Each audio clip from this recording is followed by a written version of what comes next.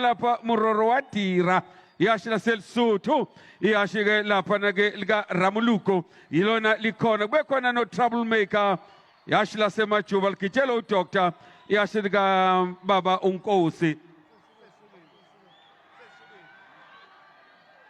Yebo babudla njengamanje ke zisukile lapha inkabi lapha ku main race yiyo ke le impilo yokuthelana ngodaka manje ziphikele lapha ezantsi zibanga lapha isamba semali enkulu kakhulu simbhekile lapha uMbayimbayi against uEbeneza njengamanje iphikele lapha ezantsi ngasejikeni lasempelandaba uphumile manje uMbayimbayi uvelile lapha phambili uyatelepibe ke phansi zonke inyawo bayaphithizeleka manje abantu lapha eScottville enkundleni enkulukazi kakhulu ngathi ayeye eScottville ayeye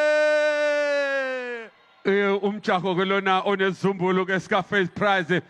ka 30,000 rands iwona ke la ogijima khona ke amahashi ke okuyona la iman race nankiya ke manje eqhamuka amajaji yabona ngendlela ezishesha ngakhona lapha ungamangala lapha angazi ukuthi iminute la zilithatha isikhathi esingakanani njoba eza ke manje ebheke ke eMpumalanga ngendlela la ashimoto la mahashi asibheke ke sobheka ukuthi angabe kuphi njoba sikhuluma la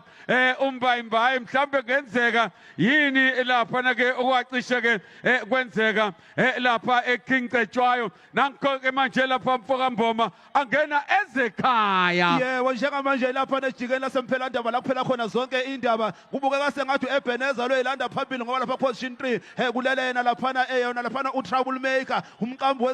wezinto njengamanje kukhala amakhwela kuqhuma umkikizo lapha eScottville ziyeza manje ku home stretch ilokhu ibaleka njalo lapha inkabe phambili ibeke phansi zonke inyawo uyayithinta umfana uthi asambe sokho imali phambili indoda ziyaphika kodwa babudla zithi sikhona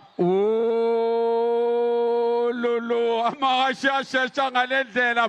sobheka ukuthi ke iliphi la ihashi ke okuyilona nansi phuma nangilaphana ke enza kujwayele nanguMbayimbayi nangilaphana ke madoda uMelusi nangihambe yoshona hayi unumber 2 wabona hayi khona aphelile laphana ke amandla nange uTroublemaker yena ulapha ku number 3 kanti ke la uElia ku number 4 bese kuthi laphana ke Hailali hashi ke lase